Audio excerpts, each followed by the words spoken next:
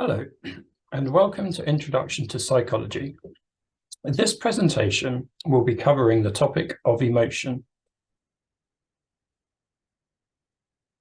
The presentation will follow the outline shown, starting with the question, what is emotion? Emotion can be defined as a reaction to a significant event involving changes to mental state, physiological arousal, and expression. This definition is quite detailed, so we will look at each part of it in turn. It should be noted that emotions are different to moods. Emotions are short-lived, they last for seconds, and are linked to one specific event, while moods are long-lived, they last for hours or days, and are linked to multiple events. For example, a specific event, such as tripping over, might lead to a short burst of the emotion anger, while multiple events, such as being tired, being bored, and the weather being lousy, might cause you to be in a down mood for a long period.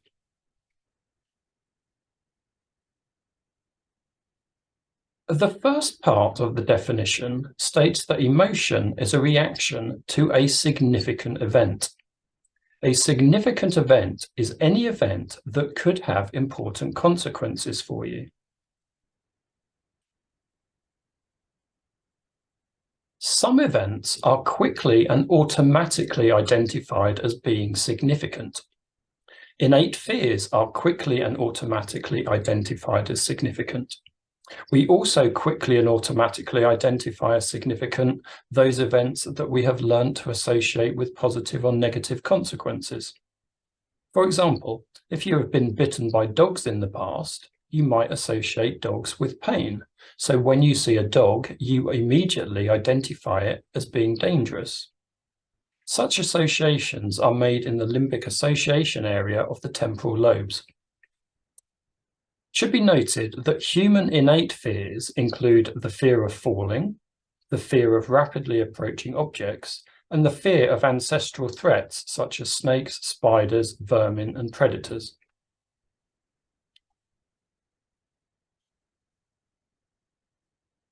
Other events are slowly and consciously identified as being significant. We slowly and consciously identify as significant those events that we figure out could have positive or negative consequences.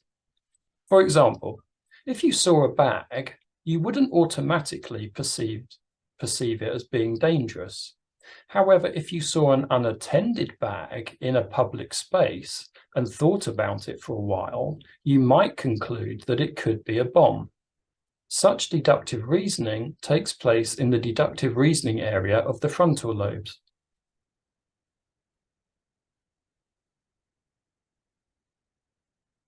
The next part of the definition states that reactions to significant events involve changes to mental state.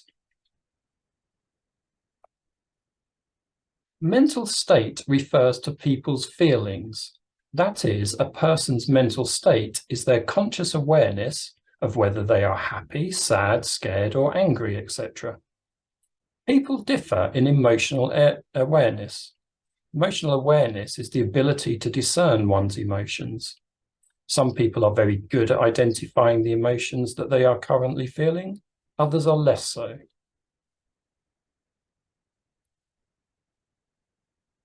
The next part of the definition states that reactions to significant events involve changes to physiological arousal. Physiological arousal refers to the activity of our organs and glands.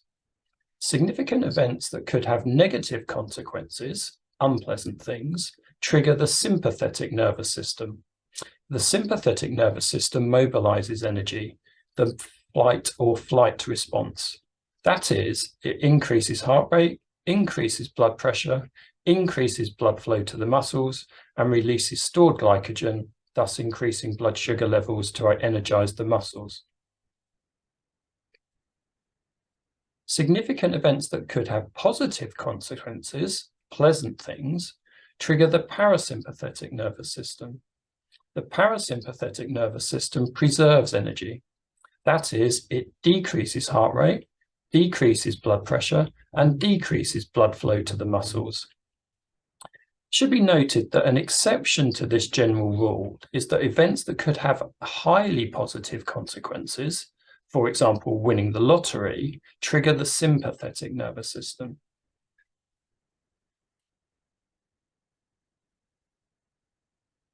The final part of the definition of emotion states that reactions to significant events involve changes to expression. Expression refers to our behavioral responses, our non-verbal communication or body language. That is, expression is the looks and gestures that we produce when we are experiencing an emotion. For example, a person might walk with a bouncy step, indicating happiness, or walk with short steps and drag their feet, indicating sadness. The degree to which we express our emotions is influenced by cultural display rules. That is, in some cultures, mostly Western cultures, such as the United States and Europe, it is acceptable for people to show their emotions, where in other cultures, mostly Eastern cultures, such as Japan or China, it is expected that people keep their emotions hidden.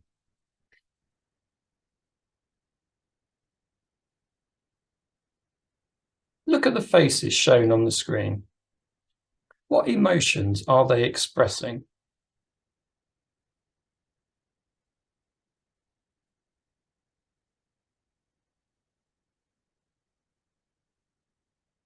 One of the most common ways to show emotion is via facial expression. You probably had no problem at all identifying the emotions that the people in the slide are expressing. Those emotions are fear, sadness, disgust, surprise, happiness, and anger.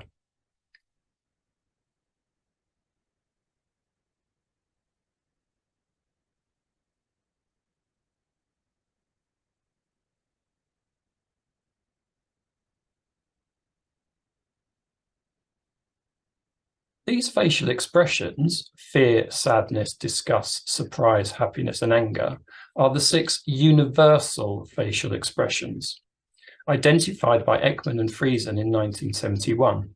They are the 6 expressions that everyone the world over can produce and recognize. These 6 emotions are sometimes cited as the 6 basic emotions. Ekman argued that humans are genetically endowed with a limited set of just 6 innate emotions, and that all other emotions are learned.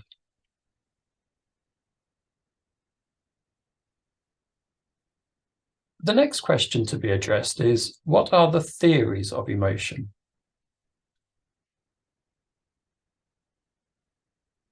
We have defined emotion as a reaction to a significant event involving changes to mental state, physiological arousal, and expression. A question that has puzzled psychologists for many years is, well, how do we identify mental state? There are several theories that address this question. According to the theory of body reaction, we infer our mental state from our pattern of arousal and/or our expression. That is, we work out what our mental state is from what our bodies are doing and from the expressions that we produce. For example, concluding that you must be afraid because your heart is racing, or concluding that you must be happy because you are smiling. This theory, the first theory of emotion, was developed simultaneously in 1844 by William James, working in the United States, and Carl Lange, working in Denmark. Hence, it is sometimes known as the James-Lange theory.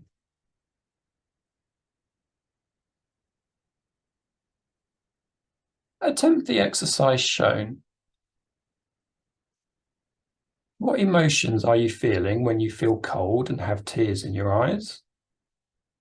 What emotion do you feel when your nose is wrinkled, your eyebrows are lowered, and you are nauseated and retching? What emotions are you feeling when you are trembling, have a knot in your stomach, and you feel weak at the knees?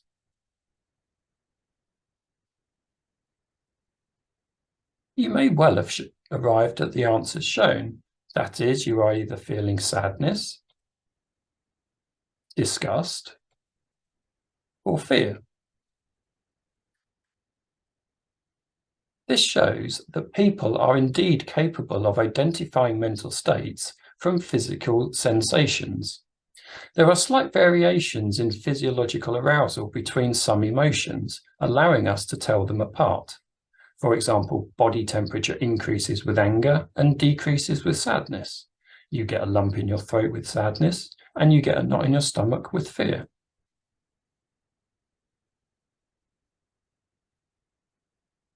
Now attempt this exercise. Hold a pen horizontally between your molar teeth. What emotion do you feel? Open your mouth and eyes as wide as possible. What emotion do you feel?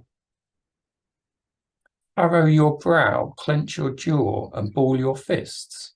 What emotion do you feel?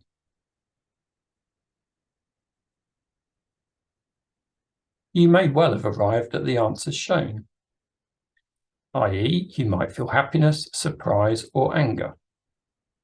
This shows that expression can influence mental state.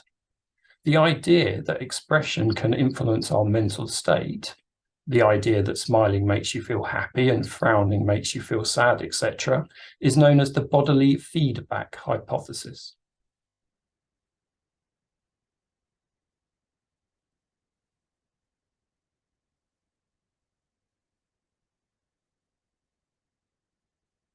The previous two exercises illustrate that there is some support for the theory of body reaction. That is, people do know the bodily sensations associated with many emotions, and expression can change our mental state. However, there is a problem with the theory. The problem is that not all emotions have unique physiological signatures. For example, the physical sensations associated with being annoyed, angry, or frustrated are all identical, so it would be impossible to distinguish between them based on physiological arousal alone. Because of this problem, the theory of body reaction was superseded by a second theory.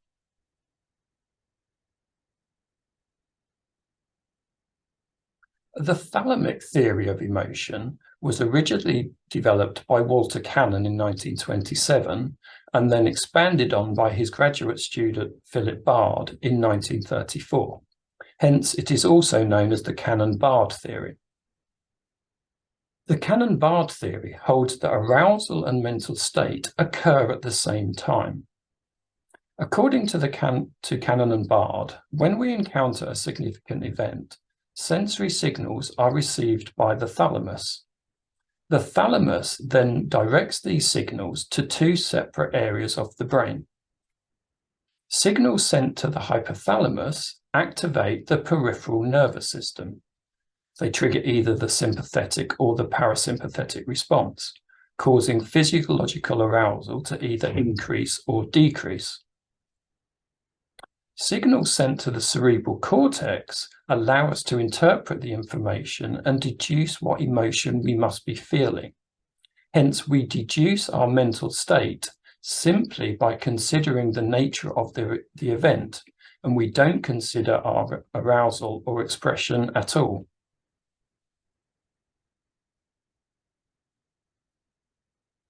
Attempt this exercise. What emotion would you feel if someone was rude to you? What emotion would you feel if something unexpected happened? What emotion would you feel if you saw someone eat some rotten food?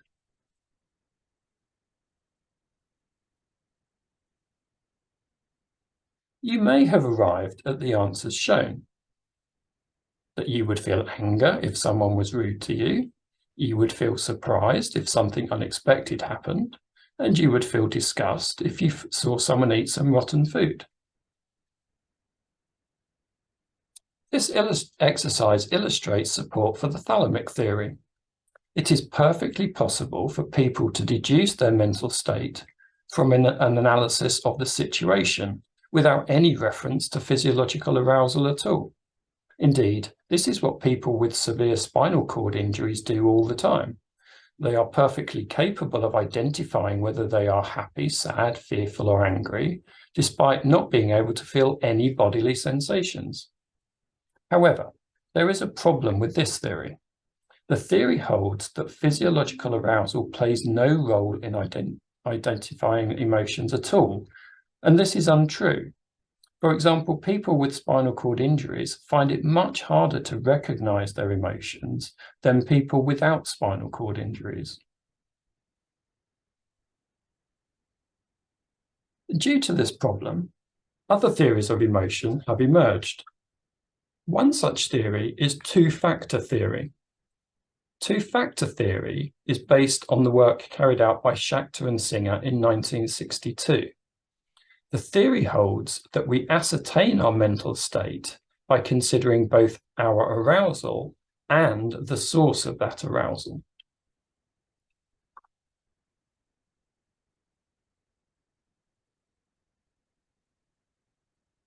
Attempt this exercise. What emotion is it most likely that you would be feeling, given that your heart is beating fast and you are about to take a difficult exam? Now consider what emotion is most likely that you are feeling, given that your heart is beating fast and you are about to go to a fun party. You probably concluded that if your heart is beating fast and you are about to take a difficult exam, then you must be feeling anxious. Whereas if your heart is beating fast and you are about to go to a fun party, then you must be feeling excitement.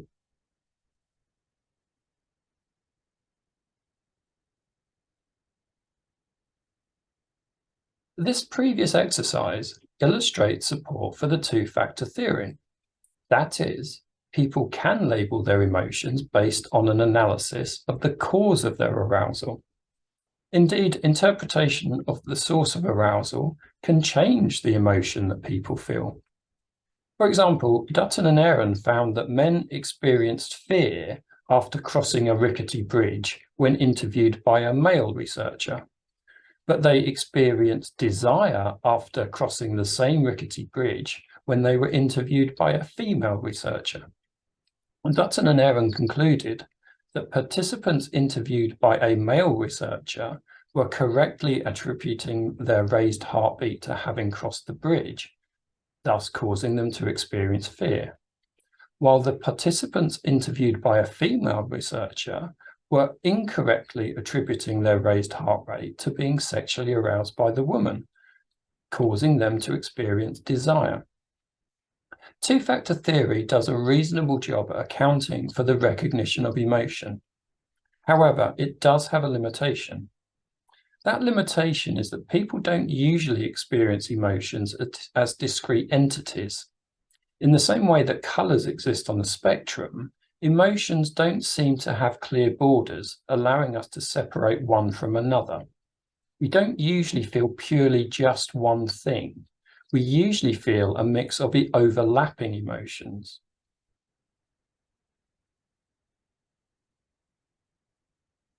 The circumplex model accounts for this by holding that we identify our emotions by considering our level of arousal and how pleasant we find the event causing that arousal. If we find that we are highly alert in an unpleasant situation, then we are likely to feel a little afraid, a little alarmed, and a little tense. Similarly, if we find that we are lethargic in a pleasant situation, then we are likely to feel a little relaxed and a little sleepy. It should be noted that judgments about how pleasant we find things are known as hedonic judgments.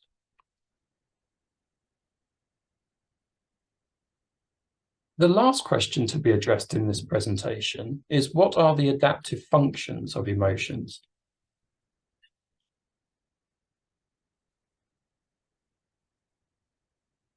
It is speculated that the capacity for emotion increased the chances of our forebearers surviving and passing on their genes.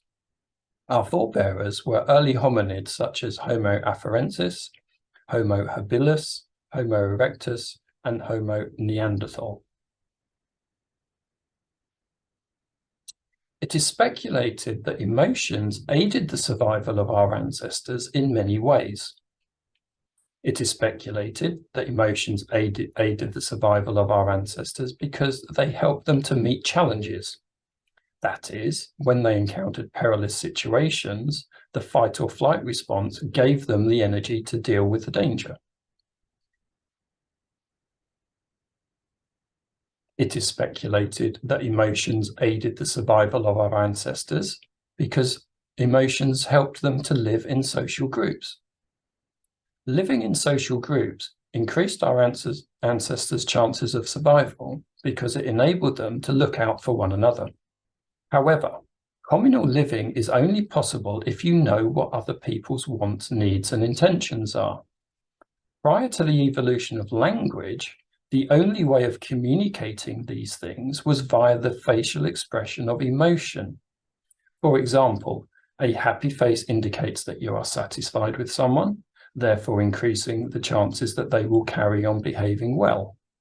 An angry face indicates that you are upset, therefore increasing the chances that someone will change their ways or make amends. A sad face indicates that you are in need, therefore increasing the chances that someone will help you. A guilty face indicates that you are sorry for upsetting someone, therefore increasing your chances of being forgiven. And a fear face indicates danger, therefore increasing the chances that other people can avoid that danger.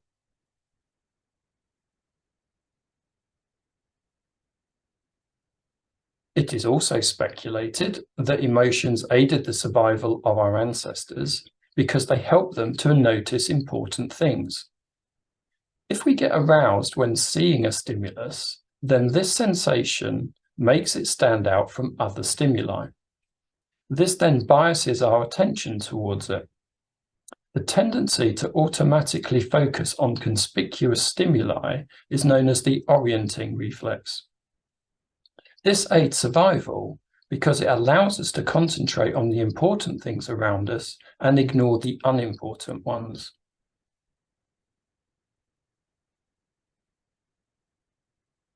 It is also speculated that emotions aided the survival of our ancestors because they helped them to remember important things.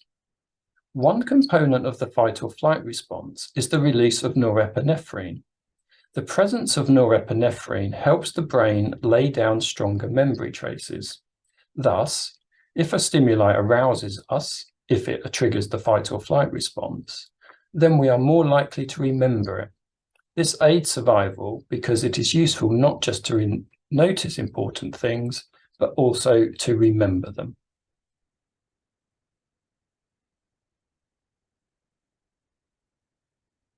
Finally, it is speculated that emotions aided the survival of our ancestors because they helped them to make quick decisions. If we have previous experience of a situation, then we can react to it emotionally very quickly. Our actions can then be triggered by these emotions. For example, feeling scared can quickly and automatically cause us to flee. This takes a lot less time than consciously considering whether or not it would be a good idea to run away. Being able to make quick decisions is very useful for survival. For example, if you quickly opt to run away, you are more likely to survive than if you take your time deciding.